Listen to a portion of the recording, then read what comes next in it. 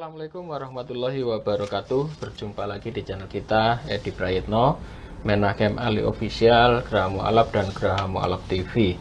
Seperti biasa, setiap malam Jumat kita selalu mengadakan kajian yang istimewa bersama Ustadz Menachem Ali. Assalamualaikum Ustadz. Waalaikumsalam warahmatullahi wabarakatuh. Nah, ini kita memasuki bulan awal Ramadan.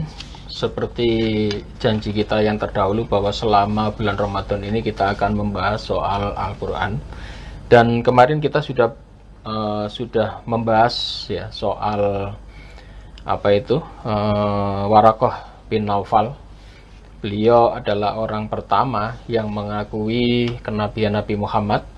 Bahkan kemarin juga dikatakan beliau juga orang pertama sebetulnya orang yang mu'alaf, meskipun tidak sampai ya, tetapi beliau sudah meninggal.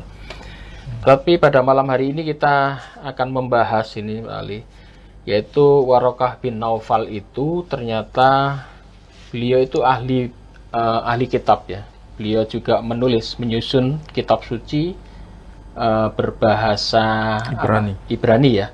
Padahal dia orang Arab ya, tapi dia pinter bahasa Ibrani. Dan ternyata kutipan-kutipan beliau itu juga banyak mengutip dari kitab-kitab Injil Apokrif. Nah ini menarik, soalnya Injil Apokrif itu adalah Injil yang biasanya tidak diakui ya di kitab kanon. Dan ternyata Waraqah bin Naufal itu yang orang ahli kitab ini, ternyata beliau malah mengutip dari kitab-kitab Injil Apokrif. Mungkin Ustaz Ali bisa jelaskan soal ini Ustaz. Baik, terima kasih Pak Edi.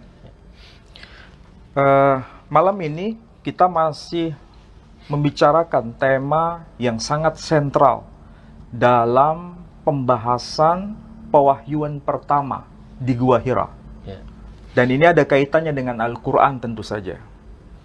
Dan kalau kita membahas tema sentral tokoh yang sedang kita bedah pada malam hari ini, kita akan dikejutkan dengan data-data yang sangat penting, terutama dari dokumen-dokumen eksternal.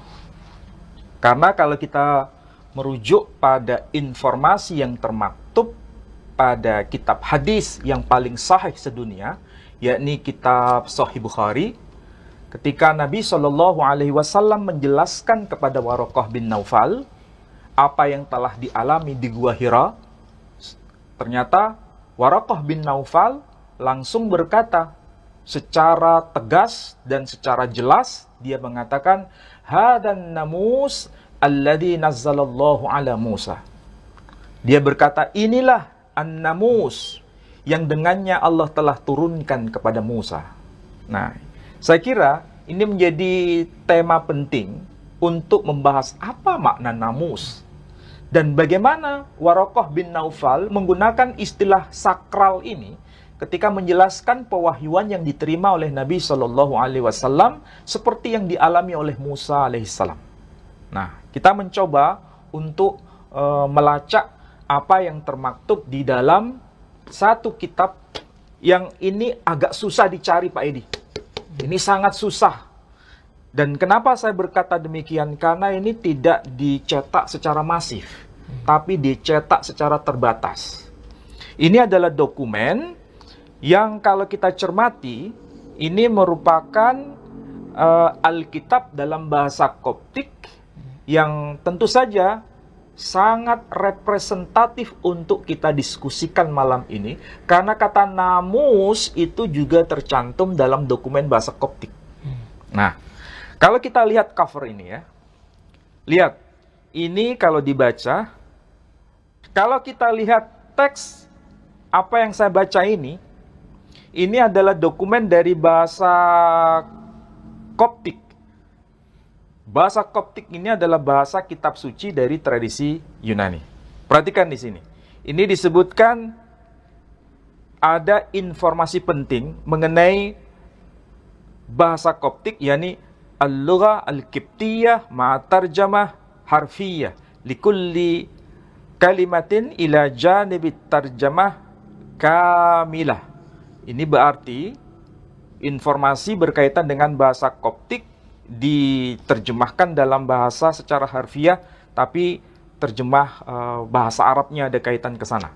Nah, ini saya kutip dari Injil Matius Kalau di sini tertulis Injil Al-Qudis Matta Al-Injili. Dan kalau kita lihat di bagian teks ini, yakni teks Injil Matius pasal yang kelima, bisa dikutip di situ Pak Edi. Tolong dicek di Injil Matius pasal yang kelima, ayat yang ke-17. Nah, perhatikan di situ. Pasal yang kelima, ayat yang ke-17 tertulis, "Janganlah kamu menyangka bahwa aku datang untuk meniadakan hukum Taurat atau kitab para nabi.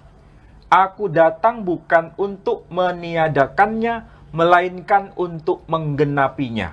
Perhatikan, itu yang teks bahasa Indonesianya. Itu jelas ada informasi mengenai kata kunci Taurat. Janganlah kamu menyangka bahwa aku datang untuk meniadakan hukum Taurat atau kitab para nabi.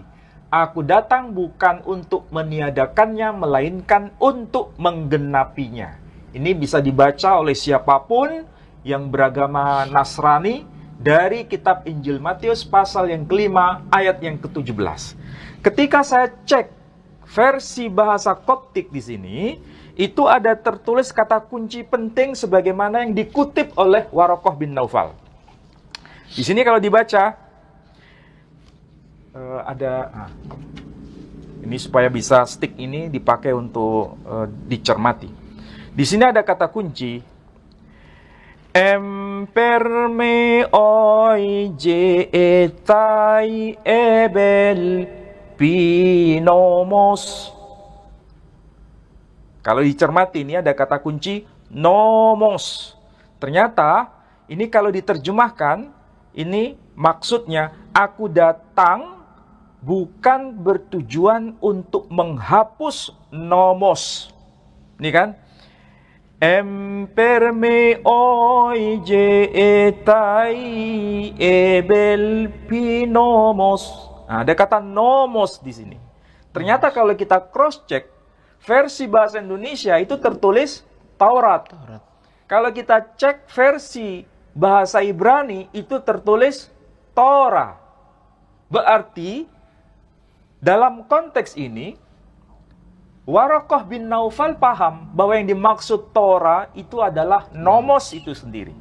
Makanya di sini pakai istilah nomos. Kemudian disebutkan ebol iye ni propites, ebol iye ni propitis.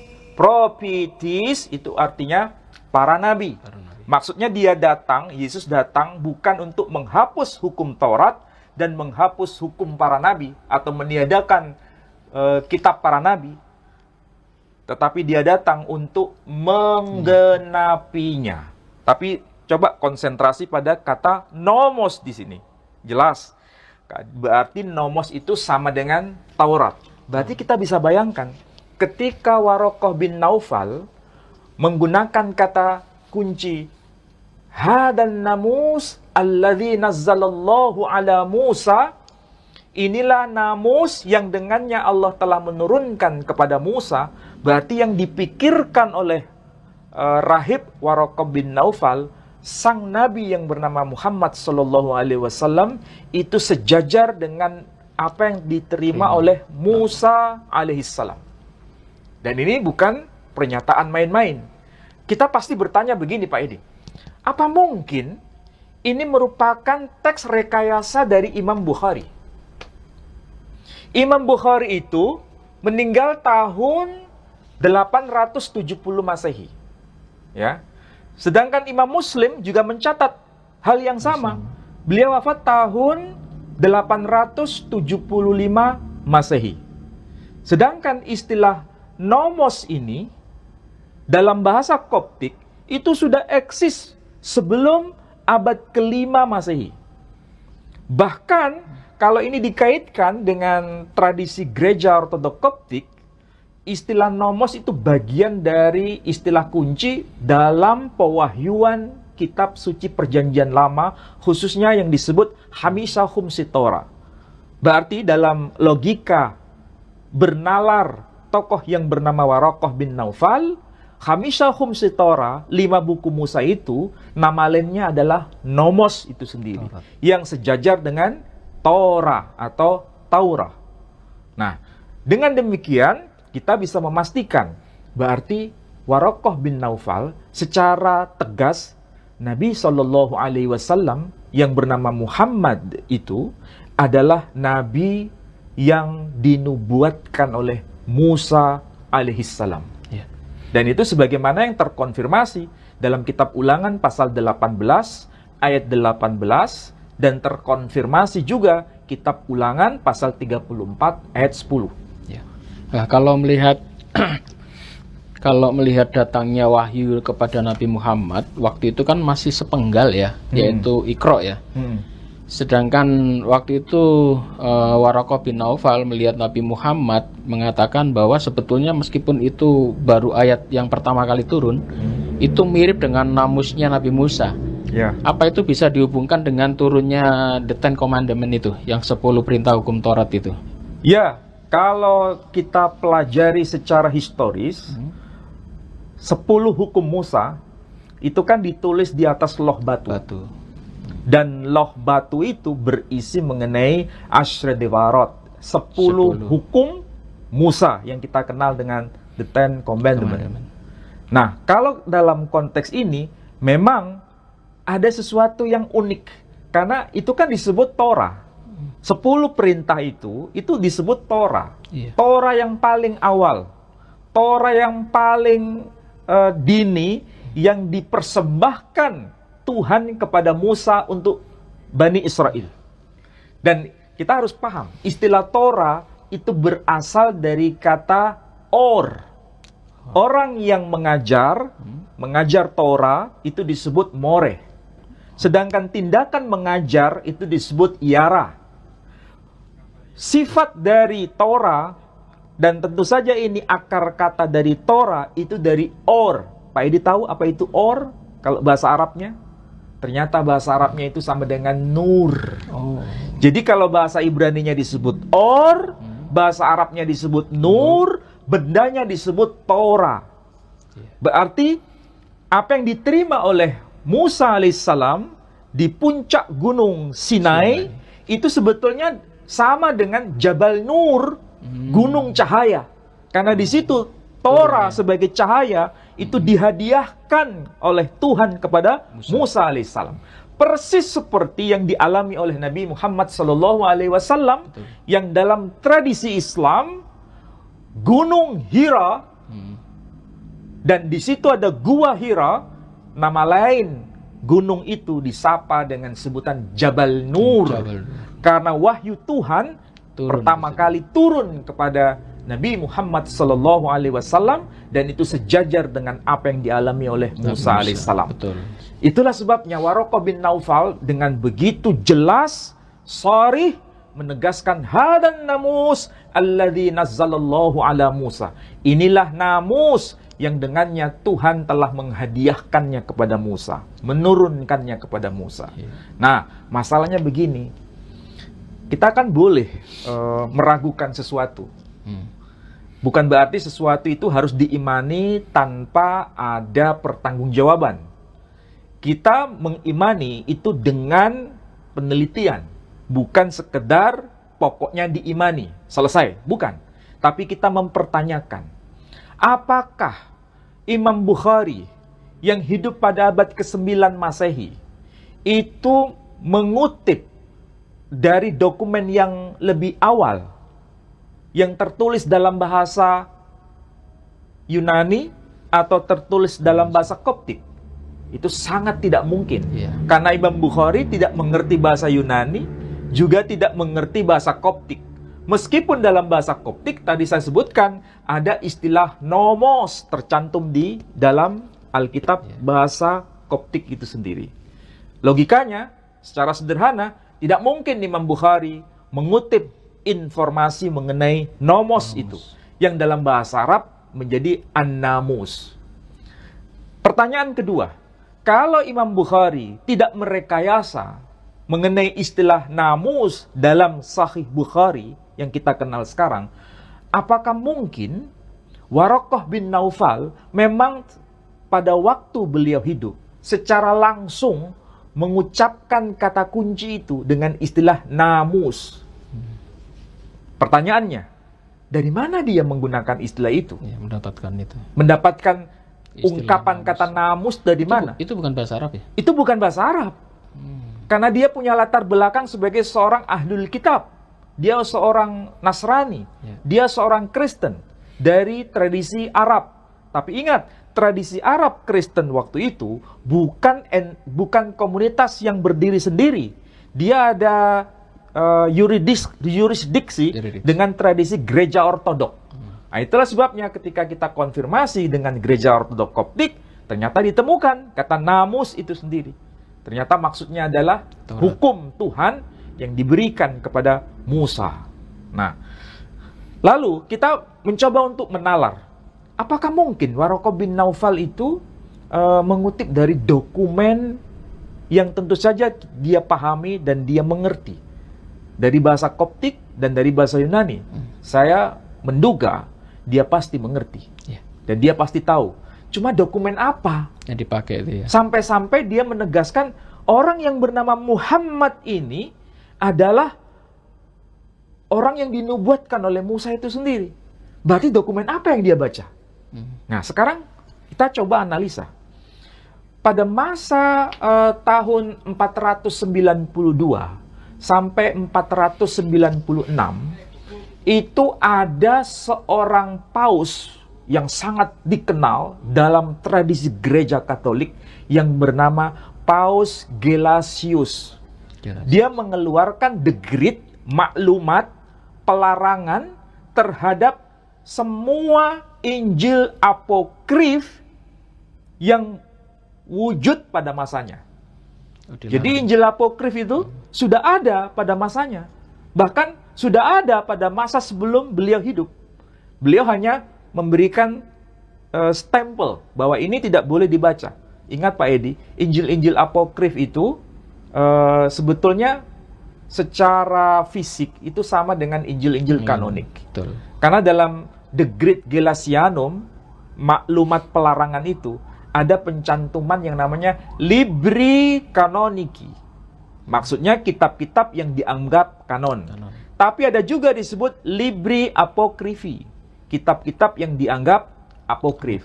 Termasuk Barnabas itu ya? Nah, kalau disebut Injil-Injil apokrif, ada Injil Thomas di situ disebut, ada Injil Yakobus juga disebut, termasuk juga Injil Barnabas disebut. Ya. Dan di dalam Injil Barnabas itu ternyata dicantumkan nama sentral, yakni tokoh yang lahir setelah Nabi Isa alaihissalam. Dan memang Yesus sendiri mengatakan dalam Injil Barnabas itu, akan datang seorang penerus setelah aku yang bernama Muhammad. Disebutkan nama Muhammad itu di Barnabas. dalam Injil Barnabas. Ya. Pertanyaannya begini, kalau seandainya saudara-saudara kita kaum Kristiani mengatakan Injil Barnabas itu baru eksis abad 16. Kalau dikatakan baru eksis abad 16, itu betul kalau kita jumpai dalam versi bahasa Spanyol. Yang ditemukan, yang dapat kita akses sekarang itu adalah Injil Barnabas abad 16 dalam bahasa Spanyol dan dalam bahasa Itali. Nah, kalau dikatakan Injil Barnabas ini abad 16, memang itu baru muncul masa belakangan.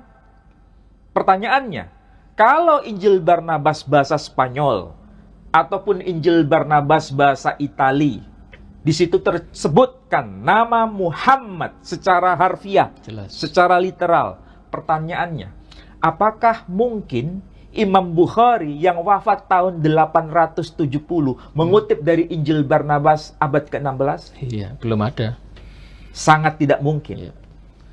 Pertanyaan kedua, kalau seandainya Waraqah bin Naufal, ya, dia berkata, hadan namus alladzi nazzalallahu ala Musa, dikaitkan dengan ini tokoh merujuk pada Muhammad sebagai pelanjut dari risalah Musa alaihissalam, berarti apakah mungkin Waraqah bin Naufal membaca Injil Barnabas yang baru dibuat abad 16 dalam versi bahasa Spanyol? Iya. Berarti sebelumnya sudah ada itu. Berarti apa yang dibaca oleh Waraqah bin Naufal itu bukan dokumen abad 16. Tapi dokumen yang sebelum era Islam itu sendiri. Padahal kita tahu, Waraqah bin Naufal itu hidup sezaman dengan tokoh yang bernama Muhammad. Yang diklaim sebagai nabi oleh umat Islam. Hidup sezaman. Kalau kita pakai angka secara matematik, berarti itu abad ke 6. Karena Nabi itu kan lahir tahun 571. Menerima wahyu pertama tahun 610 Masehi. Wafat tahun 632 Masehi. Tolong kalau saya keliru dicermati Pak Edi. Berarti kita bisa perkirakan Waraqah bin Naufal itu hidup pada abad ke-6 akhir sampai abad ke-7. Oke? Nah, bagaimana mungkin Waraqah bin Naufal yang hidup pada abad ke-7 mengutip dokumen Injil Barnabas abad 16 Masehi? Sangat tidak mungkin. Berarti apa yang dibaca oleh Waraqah bin Naufal itu adalah dokumen Injil Barnabas yang judul atau nama Injil Barnabas sudah tertulis pada dokumen yang disebut Decretum Gelasianum yang diketok palu oleh Paus Gelasius tahun 492 atau tahun 496. Karena kita nggak ada dokumen lain Pak Edi, kecuali yang tercantum dalam Injil Barnabas, yang secara jelas mencantumkan nama Muhammad. Tidak ada. Kita temukan dokumen-dokumen lain. Injil Yakobus tidak menyebut nama Muhammad. Injil Thomas tidak menyebut nama Muhammad. Injil Maria tidak menyebut nama Muhammad. Tapi satu-satunya Injil yang secara jelas menyebut nama Muhammad itu adalah Injil Barnabas. Dan Paus Gelasius yang memerintah sebagai Paus tahun 492 Masehi melarang Injil Barnabas itu dibaca oleh publik. Nah, pertanyaannya begini. Apa yang mendorong Paus Gelasius melarang umat untuk membaca Injil-Injil apokrif, salah satunya Injil Barnabas? Karena Decretum yang disebut Decretum Gelasianum itu adalah benteng teologis atau benteng dogmatika gereja yang dipertahankan supaya tidak terciderai atau ternodai oleh iman-iman yang berbeda sebagaimana yang telah ditetapkan oleh gereja. Apa Injil Barnabas di abad 16 itu bisakah kita katakan bahwa itu adalah Injil Barnabas yang dilarang oleh Paus Gelasianus ini? Kalau isinya. Kalau fisiknya Injil Barnabas dalam bahasa Spanyol atau Injil Barnabas dalam bahasa Itali abad 16 itu dibuat, itu tidak mungkin Injil yang dilarang oleh Paus Gelasius. Karena itu kan bahasa Spanyol. Dan itu abad 16. Apa itu dikatakan menerjemahkan dari Injil yang lama? Berarti itu terjemahan. Jadi yang dilarang oleh Paus Gelasius tidak mungkin Injil Barnabas bahasa Yunani, bahasa Spanyol. Paus Gelasius tidak mungkin melarang Injil Barnabas dalam versi bahasa Itali. Karena itu baru eksis abad 16. Sedangkan Paus Gelasius hidup pada abad ke-5. Dan Decretum itu dikeluarkan tahun 492 Masehi. Berarti yang dikeluarkan sebagai Decretum oleh Paus Gelasius pada tahun 492 Masehi, berarti itu Injil Barnabas versi bahasa apa? Itu yang sampai sekarang masih menjadi tanda tanya besar. Ataukah itu diterjemahkan dalam bahasa Itali tadi? Itu adalah sumbernya, teks sumber. Yang dilarang oleh Paus Gelasius itu adalah teks sumber yang kemudian diterjemahkan ke dalam bahasa Spanyol dan Itali. Yang menarik, perhatikan nih Pak Edi, data sejarah ini. Paus Gelasius melarang Injil apokrif, di antaranya adalah Injil Barnabas yang mencantumkan nama Muhammad sebagai penerus dari Yesus Kristus. Paus Gelasius itu bertahta di Roma, di Vatikan. Dan Injil Barnabas yang versi bahasa Spanyol itu juga ditemukan di Roma. Vatikan. Oh, ditemukan di situ. Ada sesuatu yang menarik kan di situ. Berarti antara teks sumber yang bahasa aslinya yang tak teridentifikasi itu sampai hari ini ada terjemahan dalam berbagai bahasa, salah satunya dalam bahasa Spanyol, Yunani. Itali. Dan semua itu ditemukan di Vatikan. Oh, cuman sumber yang pertama belum ditemukan. Cuman sumber ya? apa, bahasa apa yang Yang dibuat dilarang itu, waktu itu ketika Paus Paus Gelasius memerintah sebagai Dilarang baca pemimpin tertinggi tahun 492. Bahasa apa itu? Dan itu adalah era yang sezaman, bahkan era yang mendekati zamannya ketika Waraqah bin Naufal telah hidup. Iya kan? Waraqah bin Naufal kan abad ke-7. Selisih hanya 300 tahun setelah Paus Gelasius melarang itu. Dan Waraqah bin Naufal sebagai seorang rahib, dia secara tegas langsung mengatakan orang yang bernama Muhammad ini diklaim sebagai penerus dari penerima wahyu. Rasul yang bernama Musa alaihissalam. Mirip yang diterima Iya. oleh Nabi Musa. Masalahnya Pak Edi nggak bisa buktikan kan? Dokumen apa ya yang disebut Injil Apokrif yang menyebut secara langsung nama Muhammad selain dari Injil Barnabas? Iya. Soalnya apa itu? Tulisan yang awal yang dilarang oleh Paus Gelasius tadi memang belum ditemukan atau memang disembunyikan. Ya, saya tidak Seperti tahu. itu, ya. Karena di Vatikan itu dokumen itu melimpah. Iya, iya. Dan tidak banyak yang bisa mengakses ke sana. Iya. Hanya orang-orang yang spesial yang bisa mengakses ke situ. Dan ternyata banyak yang dirahasiakan. Nah, kalau disebut Injil Apokrif itu kan sebetulnya Injil rahasia. Iya. Bukan berarti itu sesuatu yang keliru. Injil yang disembunyikan. Bayangkan ya, Pak Edi bisa cermati. Tradisi ortodok, gereja ortodok, dan tradisi gereja katolik ketika menyebut orang tua dari Santa Maria itu bernama Santo Yoachim. Ya kan? Dan Santa Ana ibunya. Nama tokoh ini Santa Ana dan Santo Yoachim sebagai orang tua dari Santa Maria. Nama-nama itu tercantum dalam Injil Yakobus. Injil Apokrif. Injil Apokrif. Pertanyaannya, kalau kita ngomong dengan saudara kita kaum Kristiani, Injil Apokrif itu salah satunya Injil Yakobus. Itu adalah sesuatu yang sesat. Tapi masalahnya, dianggap sesat atau dianggap tidak wahyu, tidak punya nilai wahyu. Tapi nama itu diakui. Kita nggak menemukan di dalam Injil Matius, Markus, Lukas, Yohanes mengenai orang tua Santa Maria. Siapa nama mereka? Nggak ada. Justru adanya dalam Injil Yakobus. Berarti secara fisik Injil Yakobus ditolak, tetapi secara substansi diterima. Iya kan? Bahkan tokoh Protestan yaitu Martin Luther, ternyata kitabnya awal juga memasukkan itu Deuterokanonika itu ya.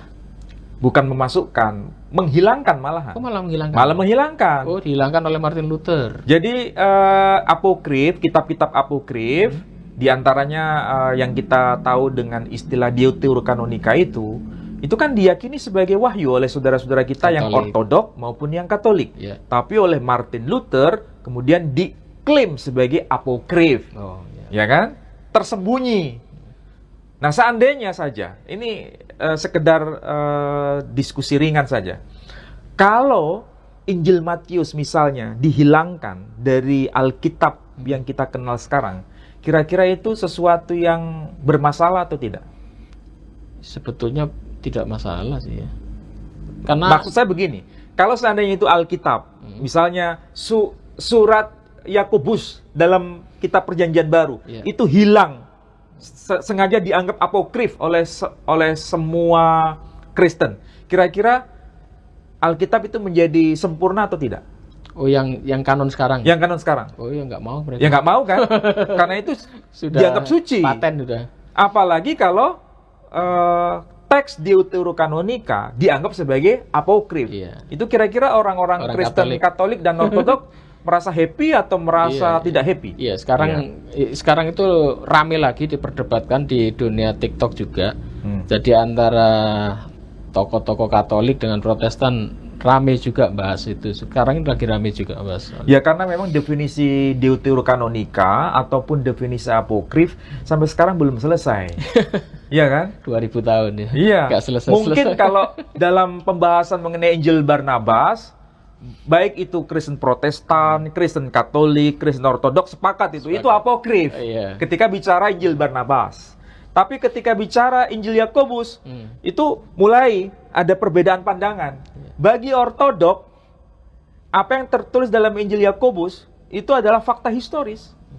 Bahwa Santa Maria itu diasuh di bait suci. Seperti yang disampaikan oleh Romo Daniel. Iya. Dan itu diakui itu kebenaran. Iya. Tapi bagi Protestan itu tidak benar. Ini kita bahas Injil apa itu? Kitab Yakobus itu ada 2 ya. Di kanon ada, yang di apokrif ada. Ya. Kalau di kanon itu disebut surat Yakobus. Kalau yang dianggap apokrif itu Injil Yakobus. Sama namanya. Nah, sedangkan surat Barnabas itu dianggap kanon dalam dokumen perjanjian baru yang ditemukan di manuskrip Sinai, Codex Sinaiticus. Ada itu surat Barnabas. Tapi Injil Barnabas dianggap sebagai apokrif oleh Paus Gelasius tahun 492 Masehi. Memang ini masalah yang sangat pelik, Pak Edi. Saya pun mencoba untuk menggali semua informasi. Ya. Apakah ada dokumen gereja Koptik atau gereja Ethiopia yang menyebut secara sharih nama Warokoh bin Naufal? Oh, gitu ya. Itu sampai sekarang perlu digali ulang. Karena begini, kalau seandainya ya, ini kita bicara mengenai orang-orang suci. Para rahib itu kan ada yang dianggap sebagai tokoh-tokoh suci ya. Yeah. Bagi gereja tertentu itu dianggap tokoh suci, tapi bagi gereja lain dianggap tidak suci. Betul. Apalagi Waroko itu di zamannya beliau itu penulis buku, penulis kitab. Dan Imam Bukhari sendiri mencatat itu. Di sini dikatakan wa kana yaktubul kitaba bil Ibrani. Jelas kan dikatakan. Jadi dia itu telah menulis kitab dalam bahasa Ibrani. Fayaktubu minal Injil bil Ibrani ya. Dan dia menulis kitab itu dalam bahasa Ibrani. Berarti sangat pakar beliau itu. Tidak salah bilang ngerti bahasa Ibrani, tapi dia juga mengerti bahasa-bahasa selain bahasa Ibrani. Betul.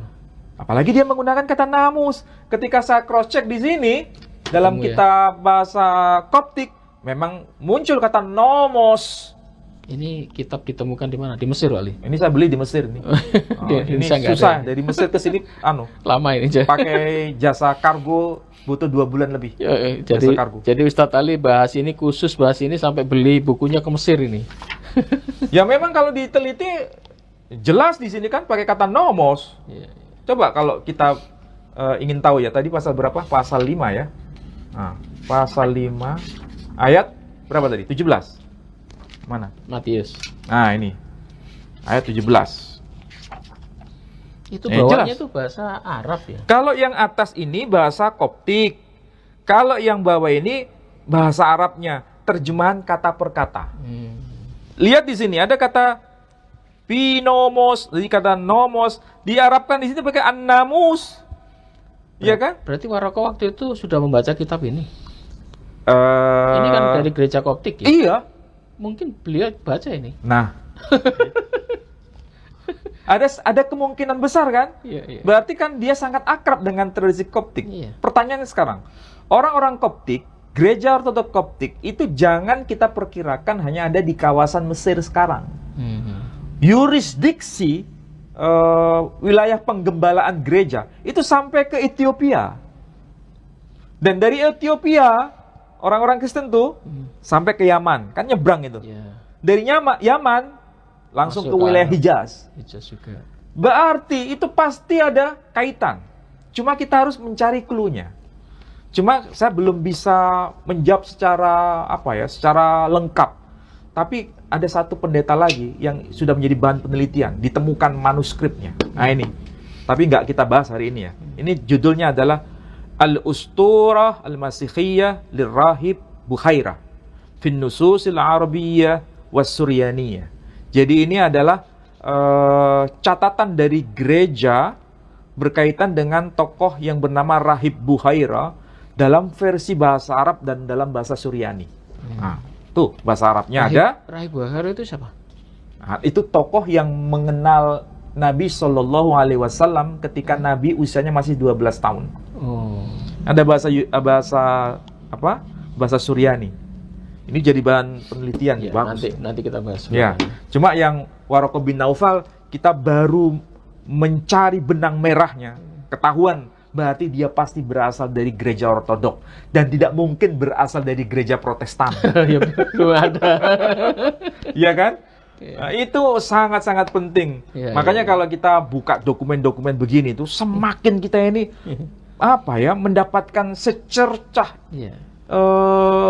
informasi bahwa apa yang ditulis oleh Imam Bukhari itu bukan merekayasa. Ya. Seperti kita menemukan puzzle. Iya, semacam kita menemukan puzzle. Imam Bukhari tidak mungkin bisa membaca bahasa Suryani, tidak mungkin bisa membaca bahasa Koptik. Atau mungkin kalimatnya jangan tidak mungkin, agak Ya memang jauh. tidak mungkin. Gitu ya. Sekarang kita punya tradisi ilmu hadis kan. Hmm. Imam Bukhari itu siapa, lahir tahun berapa, wafat tahun berapa, siapa guru-gurunya, bahasa yang dia kuasai apa, ilmu agama yang dia kuasai apa, tercatat semua. Oh, gitu. Dan tidak ada informasi dia pernah belajar bahasa Koptik kepada tokoh ABC, nggak pernah. Oh iya iya iya. Berarti apa yang dia tulis itu murni tanpa ada persinggungan dengan tradisi Koptik, apalagi persinggungan dengan tradisi Yunani. Tapi kenapa ada muncul nama Nomos atau Namus dalam catatan Sahih Bukhari?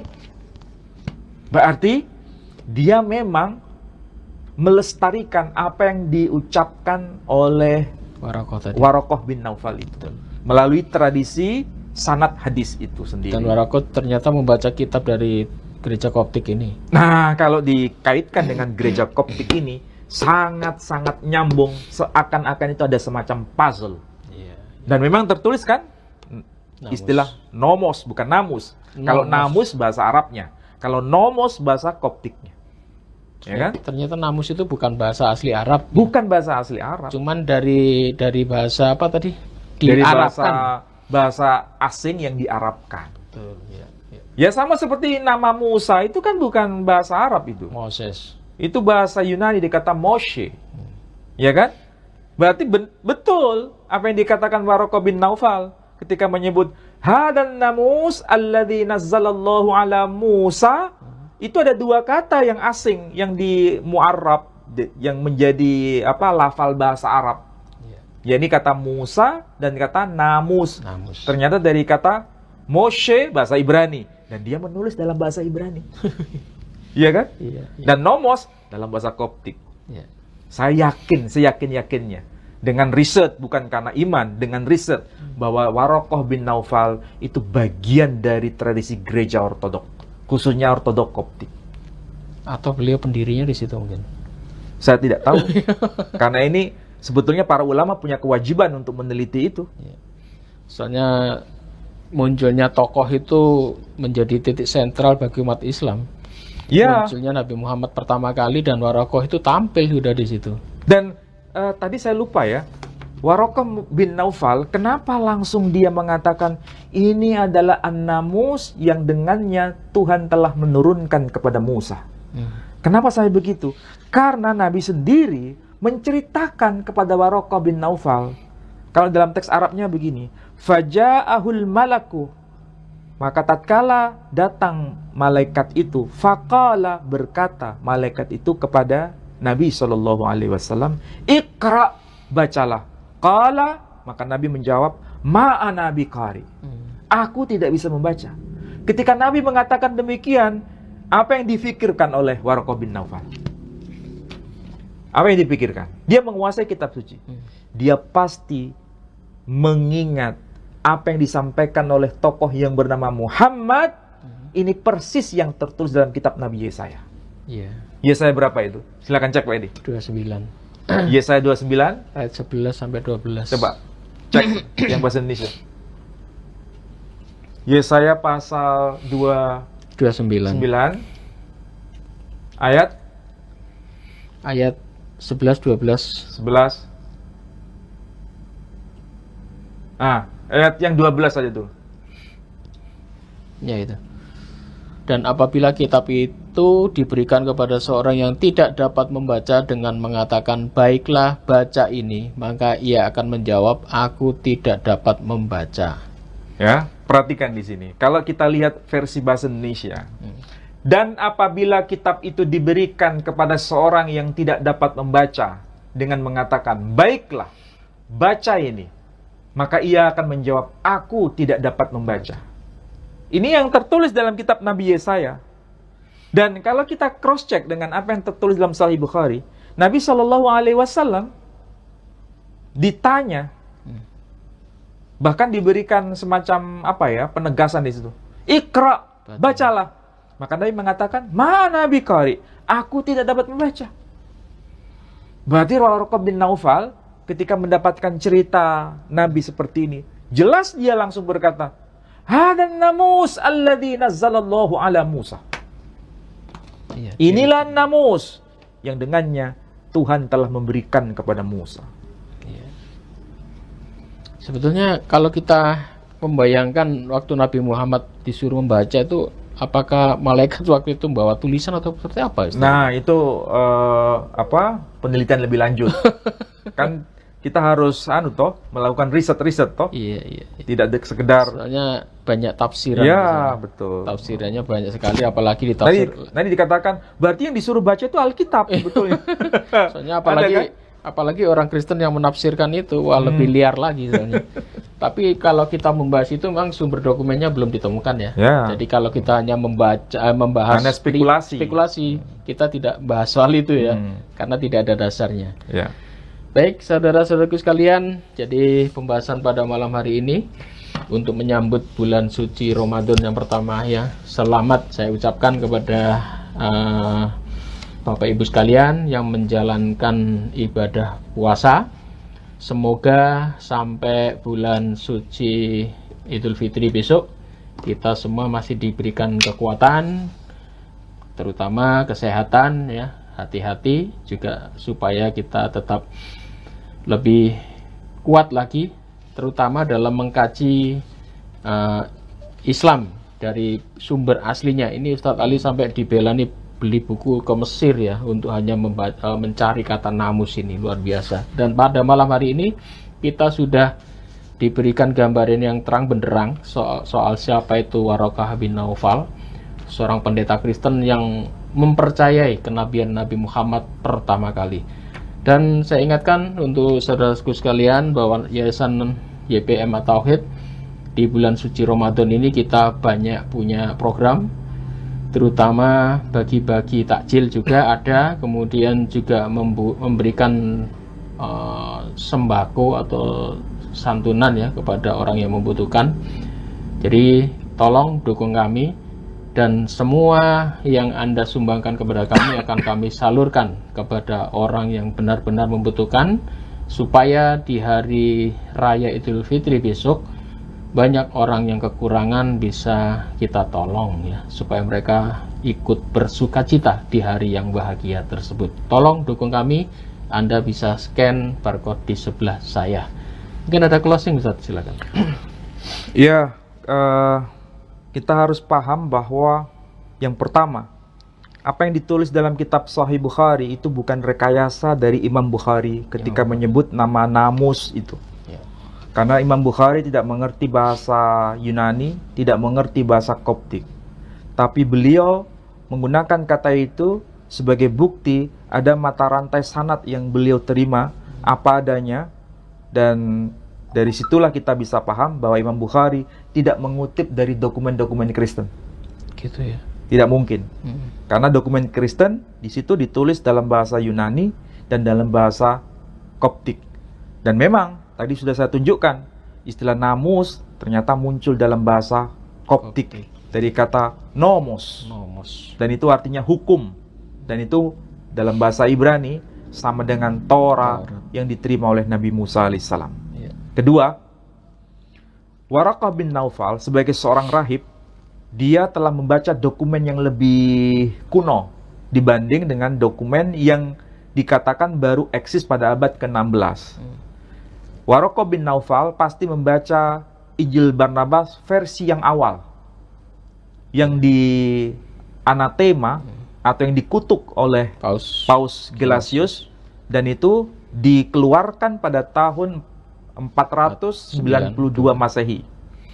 Dan ternyata kita hari ini hanya mendapatkan salinannya dalam bahasa Spanyol dan dalam bahasa Itali. Dan itu memang ditulis pada abad 16.